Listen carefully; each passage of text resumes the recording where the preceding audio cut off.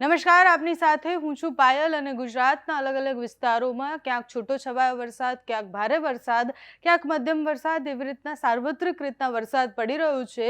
ઉત્તર ગુજરાતથી લઈને દક્ષિણ ગુજરાત, આ બાજુ કચ્છ અને સૌરાષ્ટ્રના ભાગોમાં અમુક જિલ્લાઓમાં સામાન્યથી મધ્યમ વરસાદ પડી રહ્યો છે. હજુ આગામી દિવસમાં વરસાદની તીવ્રતા વધે તેવી સંભાવનાઓ છે. સાથે જ અનેક વિસ્તારોમાં હવામાન વિભાગે રેડ એલર્ટ આપેલા છે, યલો અને ઓરેન્જ એલર્ટ આપેલા છે.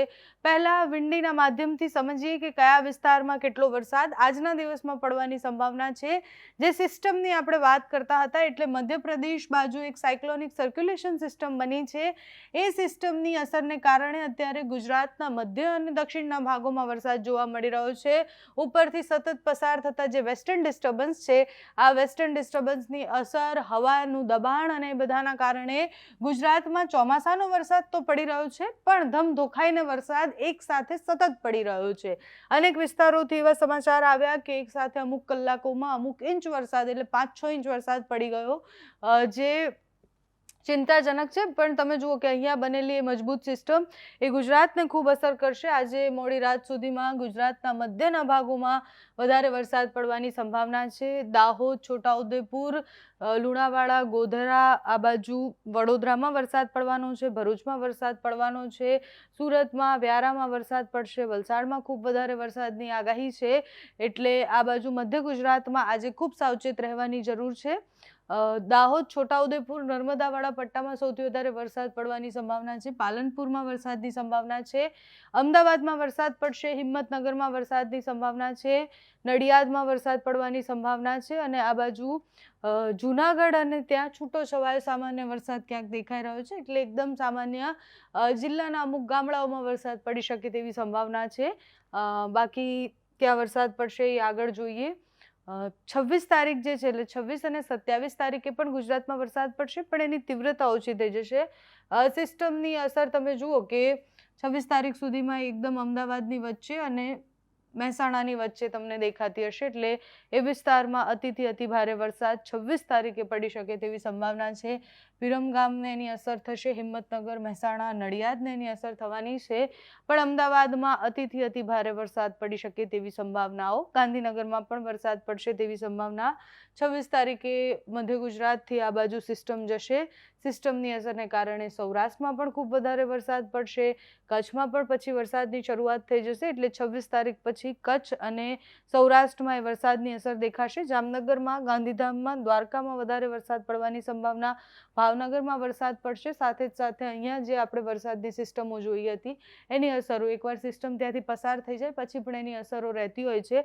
એટલે 26 અને 27 તારીખે એ સિસ્ટમની અસરને કારણે પડતો વરસાદ હશે. પણ હવામાન વિભાગ, હવામાન નિષ્ણાંત જે 24 થી 27 તારીખની આગાહી કરી રહ્યા હતા, એ પ્રમાણે 24 થી 27 ગુજરાતમાં ભયંકર વરસાદ તો પડતો દેખાઈ રહ્યો છે. આ મોડલમાં હવામાન નિષ્ણાંત અને હવામાન વિભાગની આગાહી પ્રમાણે એકદમ લેટેસ્ટ આગાહી, જે દર 3 કલાકે બદલાતી હોય છે, એ આગાહી પ્રમાણે આપણે જોઈએ કે ક્યાં વરસાદની સંભાવના વધારે છે અને કયા વિસ્તારોમાં રેડ એલર્ટ આપેલા છે. તો હવામાન વિભાગ મોટાભાગે 3 કલાકની જે આગાહી આપે, એમાં અમુક જિલ્લાઓમાં રેડ એલર્ટ આપે, અમુક જિલ્લાઓમાં ઓરેન્જ હોય અને બીજા જિલ્લાઓમાં યલો એલર્ટ હોય.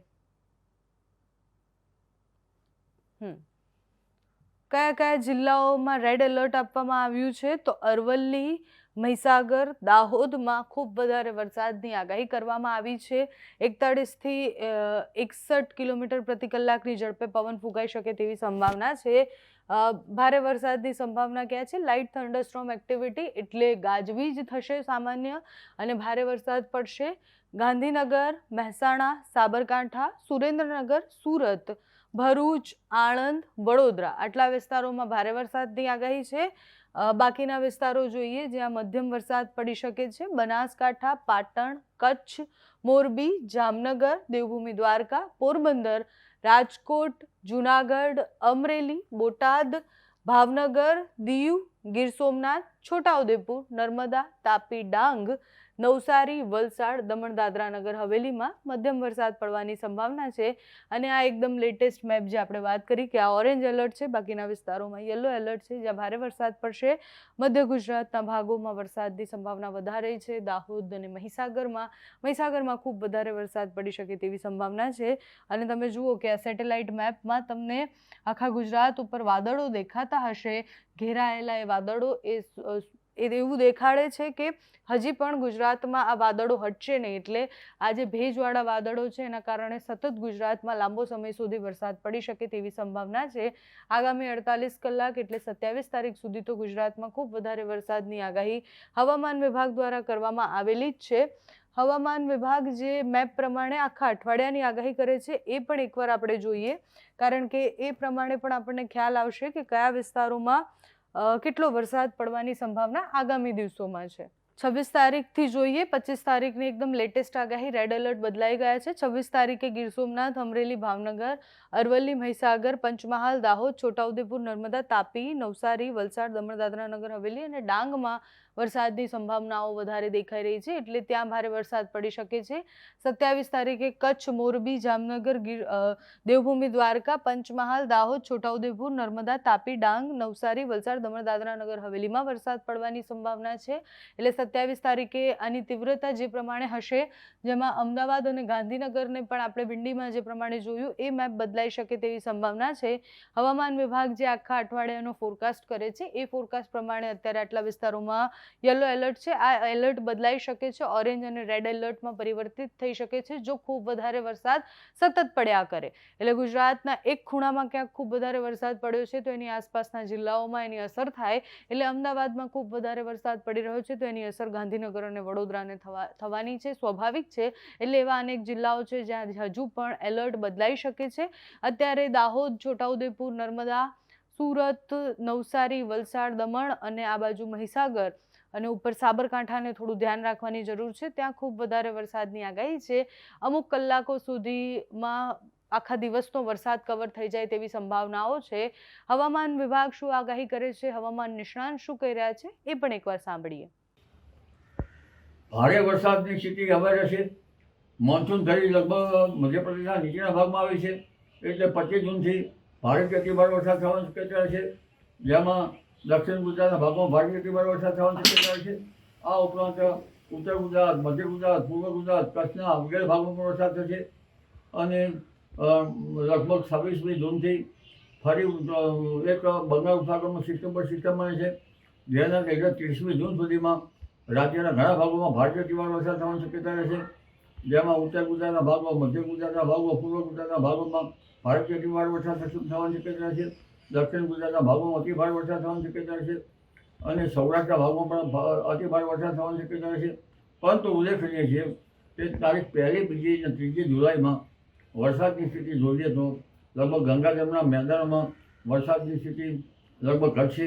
અને ગુજરાતના ભાગોમાં ભારેથી અતિભારે વરસાદ થવાની શક્યતા રહેશે.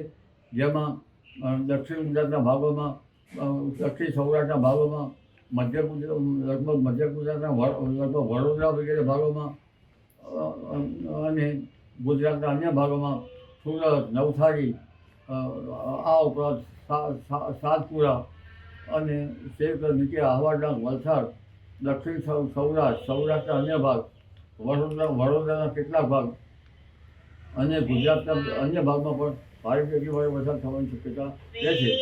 એટલે દક્ષિણ ગુજરાત અને દક્ષિણ સૌરાષ્ટ્રમાં અને ગુજરાતના જે મધ્ય ગુજરાતના ભાગો અને અન્ય ગુજરાતના ભાગોમાં ભારે વરસાદથી જનધને સાચવવું. નીચાણવાળા ભાગોમાં પાણીનો ભારો હોય તો નિકાલ કરવો, કારણ કે વરસાદમાં અતિભારે વરસાદના વાહનો હવે એક પછી એક આવી રહ્યા છે. જુલાઈના પ્રથમ સપ્તાહ સુધી સાચવવું. ત્યારબાદ 15 જુલાઈમાં વરસાદ થવાની શક્યતા રહેશે. તમારે ત્યાં કેવો વરસાદ છે, વાતાવરણ કેવું છે અમને કમેન્ટ્સમાં જણાવજો. અત્યારે આ વિડીયોમાં બસ આટલું. જો તમે અમને યુટ્યુબ પર જોઈ રહ્યા હોય તો સબસ્ક્રાઇબ કરજો, ફેસબુક પર જોઈ રહ્યા હોય તો ફોલો કરજો, અમારા વિડીયોને લાઇક અને શેર કરજો.